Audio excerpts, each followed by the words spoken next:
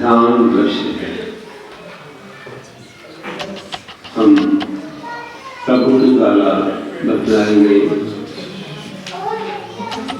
इस ध्यान के प्रसंग को। वैसे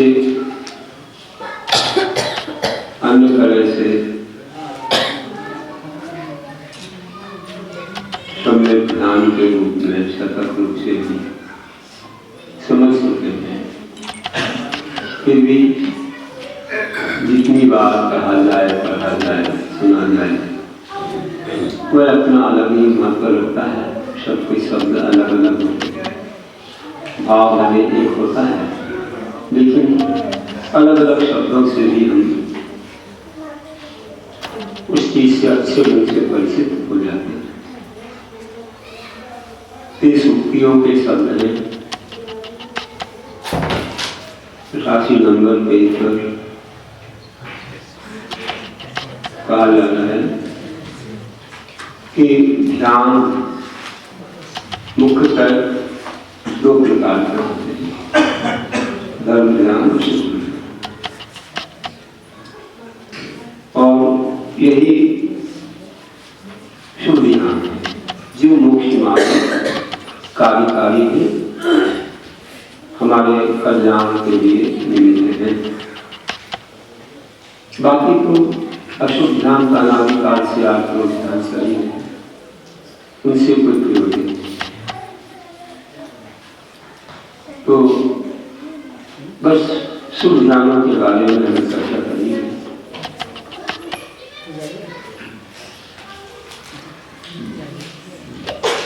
सम्यक ध्यान सतत में अशुभ ध्यानों के बारे में भी समझाया था, उनकी परिभाषा दर्शन विभाग में बताई, प्रकाश सूत्र भी बतलाए थे। अब यहाँ हम मात्र शुभ ध्यानों तक समझते हैं। धर्म सुख लिए है शुभ ध्यान, इनको ध्यान में करना। तो धर्म सुख लिए है शुभ ध्यान, इनको ध्यान में। तो धर्म सुख ध्यान एक सुज्ञान है, इनसे अपना कल्याण होता है। क्योंकि कहा है परे मोक्ष हेतु, अंत के दो ध्यान जो कि धर्म सुख मोक्ष के कारण, इनमें भी धर्म ध्यान परंपरा से मोक्ष का कारण है, सीधा नहीं। आज नहीं मोक्ष मिला तो स्वर्ग जाके फिर जब मानव जीवन आएंगे और वहां पर हमें सगुण काल तीर्थकरों के साधन का काल हमें मिलेगा, उनका शामिल मिलेगा, बड़े श्रृंगार संयम होगा। तो शुक्ल ध्यान भी करके सारे कर्मों का क्षय करके मोक्ष प्राप्त। तो शुक्ल ध्यान से साक्षात मोक्ष मिलता है, तो धर्म ध्यान से परंपरा से मिलता है, लेकिन ये दोनों कल्याण के साधन हैं। अब धर्म ध्यान के वेदों में जो आज हो सकते हैं ये धर्म ध्यान ही है। शुक्ल ध्यान तो आज संसार में शुक्ल ध्यान नहीं होता है। तो जो धर्म ध्यान होते हैं, धर्म ध्यान जो कौन से हैं ध्यान कि वैसे 16 वेद है, लेकिन धर्म ध्यान के 4 वेद हैं जो यहाँ कहे जा रहे हैं कि आज्ञा अपाद पाठ संस्थान जाने इनको धर्म सुध्यान। आज्ञा विषय, अपाय विषय, विपाक विषय, संस्थान विषय, इनको धर्म ध्यान जानना चाहिए। इस सम्यक ध्यान में आज्ञा विषय के ध्यान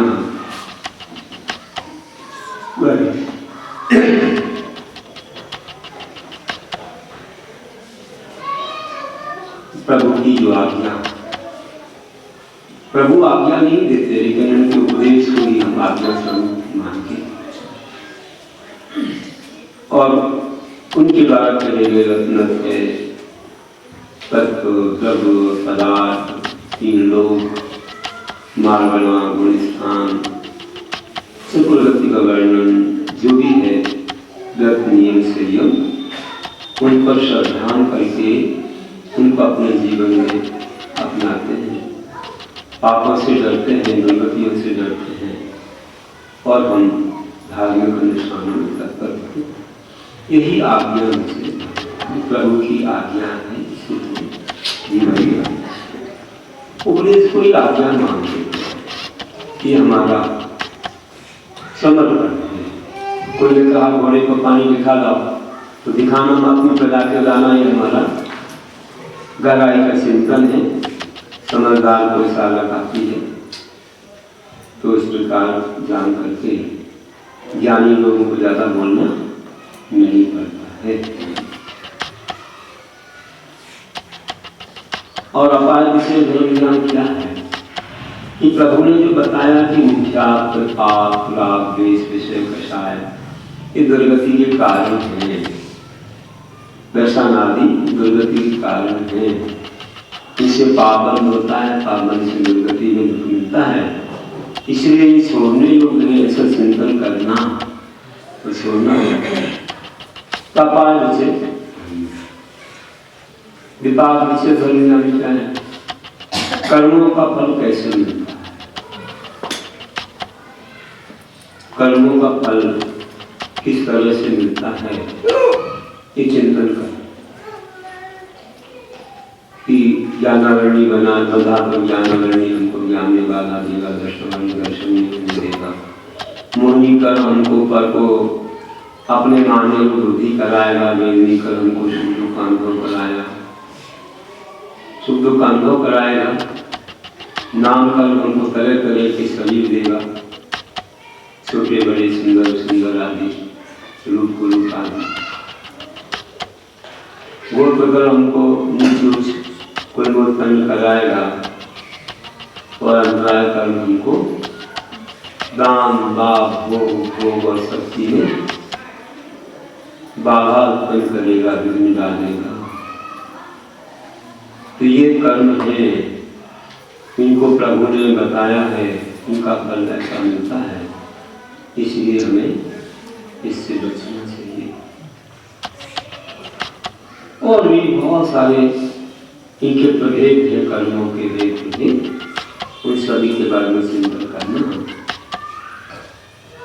और अपने कल्याण का भाव रख के चिंतन करना और इससे कर्म बंध से बचने का प्रसार करना, ये विपाक विषय है। और संस्थान विषय धर्म ज्ञान तो क्या है, संस्थान का अर्थ विषय आकार होता है, लेकिन इसके साथ तीन लोग के चिंतन के साथ, उसके आकार प्रकार के साथ जो ऐसे संस्थान विषय में पिंडस्थ पदस्थ रूपस्थ रूपाती ध्यान होते हैं, उनका चिंतन करना। मुनिराज भी इतनी उत्कृष्टता से चिंतन कर पाते विशुद्धि पूर्वक, ये धर्म ध्यान उनको ही होता है। श्रावकों को ये धर्म ध्यान होना सत्य नहीं माना है। कई आचार्यों ने यही बताया है कि संस्थान विषय धर्म ध्यान किसके होता है, जो मुनिराज है, निगम है और ज्ञान मलिन होते हैं, उनके होता है।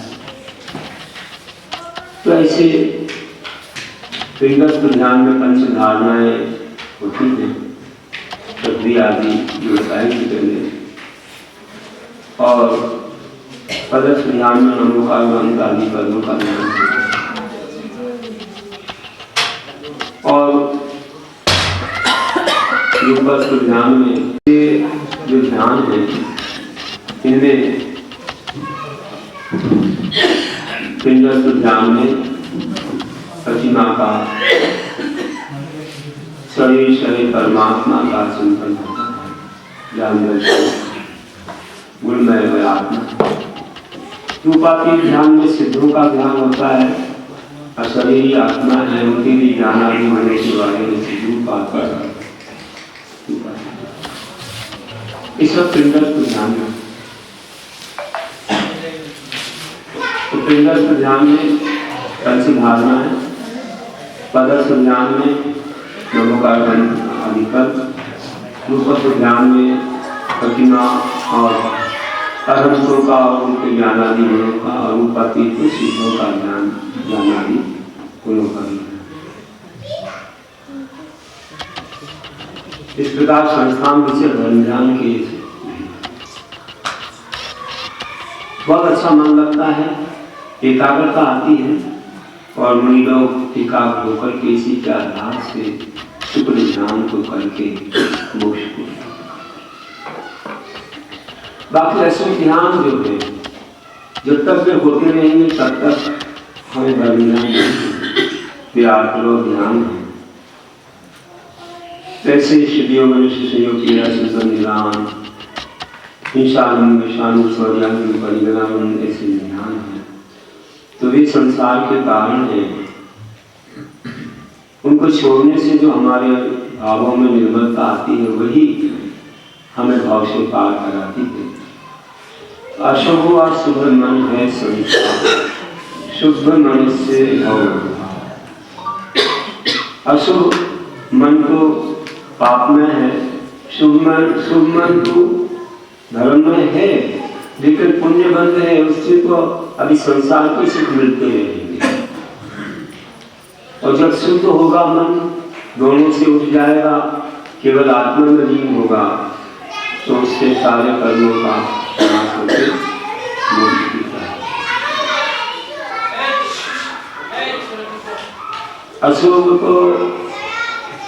अशुभ मन तो पापन का कारण, शुभ मन पुण्य मन का कारण, और शुद्ध जो है वह दोनों से रहित होकर के मोक्ष का कारण।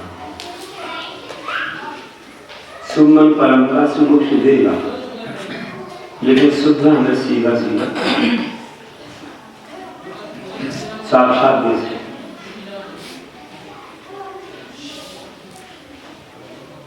और योगी बने बिना ध्यान नहीं होता। और योगी कैसे बनते हैं?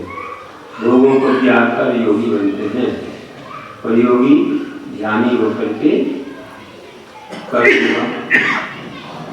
क्षय करके मोक्ष का। तो भोग त्याग का योगी कहा है, योगी व ध्यानी कहता है। भोगों को त्यागेगा तो योगी कहलाएगा। तो योगी व जब आत्मा में नहीं होगा तो ध्यानी कर जाए। मां शरीर की क्रिया करना योग नहीं है, अपना उपयोग तत्व द्रव्य आत्मा में लगना चाहिए, तभी सच्चा ध्यान करना, तभी सच्चा योग है। अन्य संप्रदाय में केवल शरीर की क्रिया को योग मानते हैं, योगासन करता है। हमारे यहाँ पद्मासन खड़गासन आदि लगा करके ध्यान करते हैं, वही सच्चा योग है। हमारे सहयोग के भी तो अनंत भगवान होते हैं, अयोग के भी तो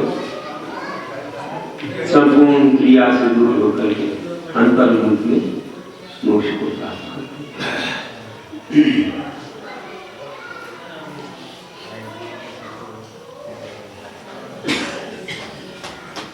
अब संसार में हमें जितनी वस्तुएं दिख रही हैं, ये सब वस्तुएं पर ही हैं, क्योंकि वे बाहरी हैं। जो हमारी है उसको देखने में आती नहीं, वो ज्ञान दर्शन हमारी वस्तु, हम उसी को लेके आते हैं और वही हमारे साथ जाती है। ये जितनी भी वस्तुएं हमको दिख रही है संसार में, ये सब यहीं पर प्राप्त हुई है और यही छूट जाती है। अब उसके अलावा भी जो तुम्हारे पुण्य से मिली है उनको तुम अपना कहते हो, और जो वस्तुएं जिन पर स्वामित्व तुम्हारा नहीं है, किसी दूसरे की है, तुमने न कमाई न तुम्हारी न तुम दायक हो, बल्कि दूसरे का मोह से जुड़ा हुआ है। अगर उसको कोई व्यक्ति अपना लेता है, उठा लेता है, रख लेता है, अपना करता है, चुरा लेता है या बूढ़ी पड़ी रखी आदि वस्तु को ले लेता है, तो वह भी चोरी है। इसलिए ज्ञानी या धर्मात्मा व्यक्ति पर वस्तु को धूल के समान समझता है, वह उसे देखता भी नहीं, दिख भी जाए तो कभी हाथ नहीं लगाता, क्योंकि हमारे शास्त्र में लिखा है कि निहितम वा कपितम शुभ श्रम कुर्वा कलुष विशेषम नहवती अन्य सुदत्ते स्वामी कृपा। जो कहीं पर भी रखी हो, पड़ी हो, भूली हो वस्तु, उसको न संयम देता है, न किसी को उठा के देता है, वही अक्षौरी व्रत का धारी होता है। अक्षौरी अनुव्रति अपन उदाहरण सुनते हैं कई बार में, कोई जहाँ पति पत्नी की जगह हाथ पड़ा हुआ था, रखी थे, पत्नी तो आगे निकल गई, पति उस पर धूल डालने लगे, पत्नी ने आके कहा क्यों धूल डाल रहे हो? बोले किसी को मोह ना हो जाए, नजर थोड़ी रखता। अरे तो भाई कोई झूठ के आएगा उसको मिलेगी नहीं, और डाल के उसमें कोई आ गया तो तुमको दो बातें सुनाएगा, क्यों उसको खास मान रहे हो? हमने तो देखा, हम तो आगे बढ़ गए। आप ये धूल डाल रहे हो और पर वस्तु हमको धूल के समान है, ये धूल पर दूसरी धूल डाल लो, क्या मतलब? आगे बढ़ जाते, क्योंकि पीछे आने वाले को जिसकी है उसको मिल भी सकती है, तो हमें उससे मोह करने के लिए ना हो तो किसकी होती है? एक कारिका है कि अस्वामी कर से विद्वत से गायारू मेदिनी होती है, कि जिसका कोई स्वामी नहीं, ऐसी वस्तु का स्वामी मेदिनी पति मतलब राजा होता है। उस धन का स्वामी राजा होता है जिसका कोई स्वामी नहीं। तो राजा की हो जाती है, गवर्नमेंट की हो जाती है। आज सरकारी भूल, कोई भी वस्तु जमीन के नीचे मिले जिसका कोई स्वामी ना मालूम पड़े हुए, किसकी हो जाती है? राजा। इसलिए हम उस पर स्वामित्व नहीं जमा सकते। तो ये सब अच्छी सीखने की बातें हैं, जिससे अपना मन शुद्ध साफ रहता है। आजकल तो आपाधापी लगी हुई है, जहाँ जो मिला जिसकी लाठी उसकी भैंस चल रहा है, लेकिन इससे पाप पुण्य तो होता ही है, मन साफ नहीं रहता है, बहुत सारी दुविधाएं खड़ी रहती हैं, हमेशा मन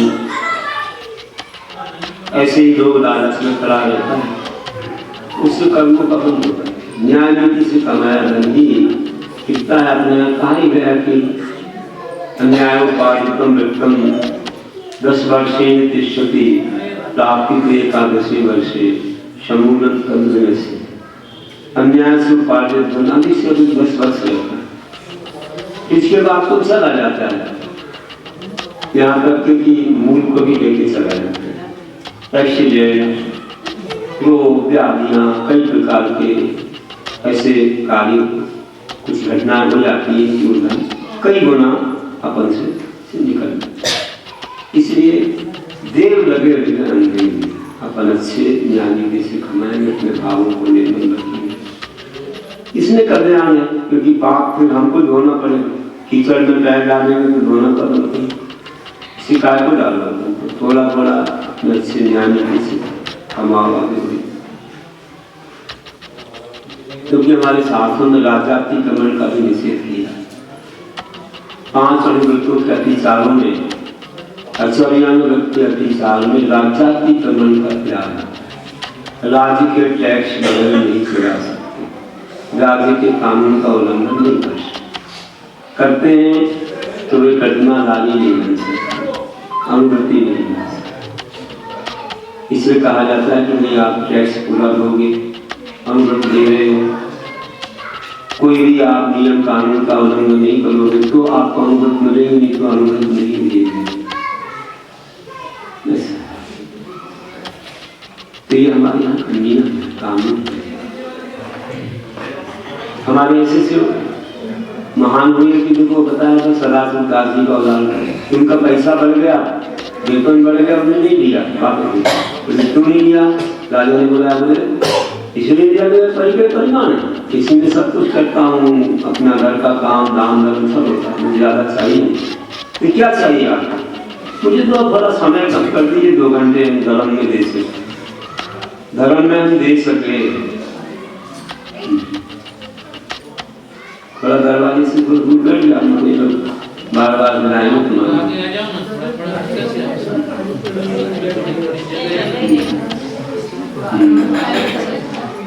बस होने वाला है।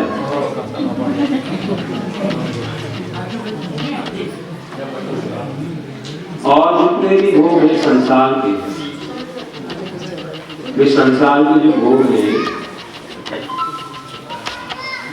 वे चाहे अपने हो पराए कुछ भी हो, अच्छे तो लगते हैं, लड्डू के समान मीठे लगते हैं, लेकिन देख लो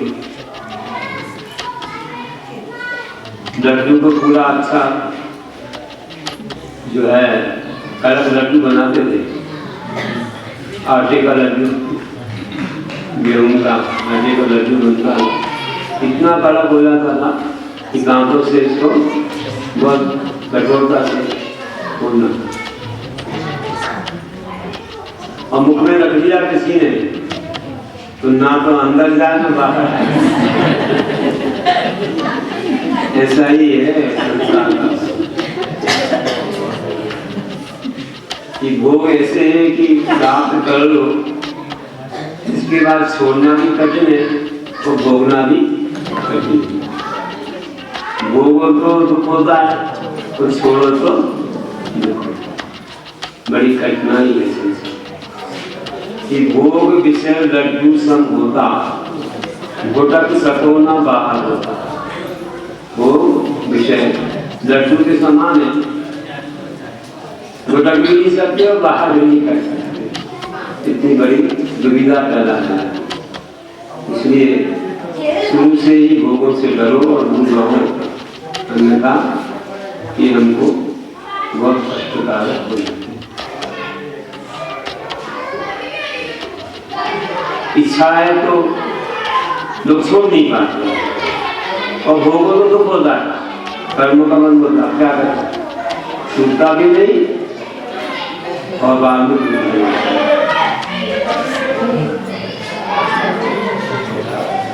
इसलिए तो हमारे महान आत्मा लोग बड़े बड़े चक्रवर्ती, अतिशंकर, महाबली सब कितनी कठिनाई से छोड़ के गए।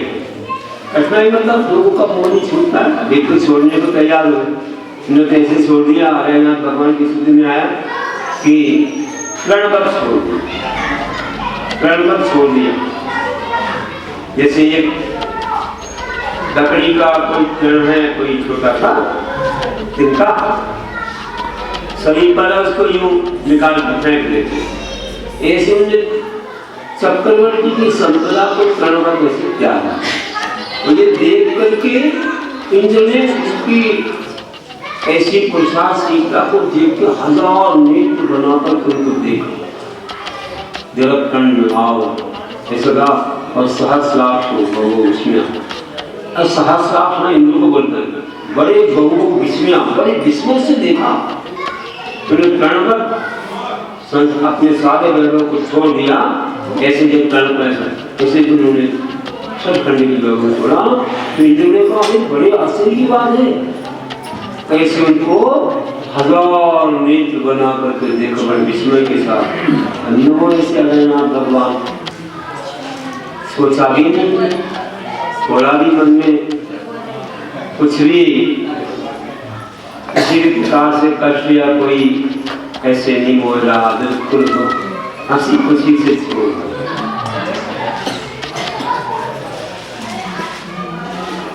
ऐसा बहु बहु विस्मय, ऐसा शब्द आया, बड़ा अच्छा लगता है। हरियाणा भगवान की स्तुति पढ़ते हैं कि हम श्लोक में ऐसा लगता है, बड़ा बताओ कैसे प्रणवत छोड़ दिया पूरी धरती को, और इंद्र ने उनको हजार नेत्र बनाकर इतनी खुशी से देखा कि आपका प्रसाद है। और नासा दृष्टि में बैठ गए, जाकर हमारे भगवान ध्यान में लीन हो गए। अब भोगों का सुख नहीं, अपनी आत्मा का सुख चखने लगे, उसका स्वाद लेने लगे। आशा पर दृष्टि नहीं रखते, नासा दृष्टि हो गई, नासार दृष्टि में बैठ गई, कोई आशा पर दृष्टि नहीं। तो नासाग्र ही दृष्टि योगी रखता, ध्यानहीन हो निश्चित सकता, नासाग्रदृष्टि योगी रखता, ध्यानहीन हो निश्चित सकता। अपनी आत्मा का सुख भी सकता है, उसका आनंद लेता है, आनंद सुख आत्मा। धन्यो ऐसे महान योगी तपस्वी अपने जीवन को महान बनाते हैं, क्योंकि बात ऐसी अपनी आत्मा में जाते समय हमें सब तरफ से पूरा मन बोलना पड़ता है, सबसे रात वेद छोड़ना पड़ता है। अगर हमारी इंद्रियां बाहर की ओर काम करेंगी तो अंदर में उपयोग नहीं लगेगा, मन नहीं लगेगा। तो पांचों इंद्रियों को अपने काबू में मुक्तियां बोलते हैं, मन वचन काया की। काया को आसन में बिठाओ, थोड़ा भी हिलना नहीं, और वचनों को पूरा रोक दो, और मन को भी एक तत्व में लगा लो अपनी हाथ में। तो फिर तीन बुद्धियों से हम आत्मा में लीन हो जाएंगे, ध्यानी कराएंगे, अपने मन चिंता को वश में करेंगे। कि देखो पक्षी जब अपने घोंसले में जाता है तो अपने पंखों को बंद करके जाता है, फैलाए घोंसले में प्रवेश नहीं करता, पंखों को बंद करना पड़ता है। ऐसे हम अपने घोंसले में अपनी आत्मा में आना चाहते हैं तो अपने इंद्रियों पंखों को बंद करके ही प्रवेश कर पाएंगे। इंद्रियों से अगर बाहर की ओर हमारा मन भागता रहा, हम अंदर का वह स्थान नहीं पा पाएंगे। तो बंद पंख खग नीड में जाए, योगी बसी योगी, योग बसी योगी ध्यानी पाए। एक में ज्यादा हो गया। तो बंद पंख खग नीड में जाए, खग मतलब पक्षी, नीड मतलब घोंसला। तो बंद पंख खग नीड में जाए, योग बसी योगी ध्यानी पाए। योगों को धारण करने वाला योगों के वशी है। मनुष्य काय को जिसने वश में कर दिया वही ध्यानी कहलाता है। तो ऐसा है, हम लोग ऐसे ध्यान को करेंगे। और ध्यान के लिए आलम्बन स्वरूप जो अनुप्रेक्षाएं हैं, भावनाएं हैं, जिससे मन एकाग्र होगा।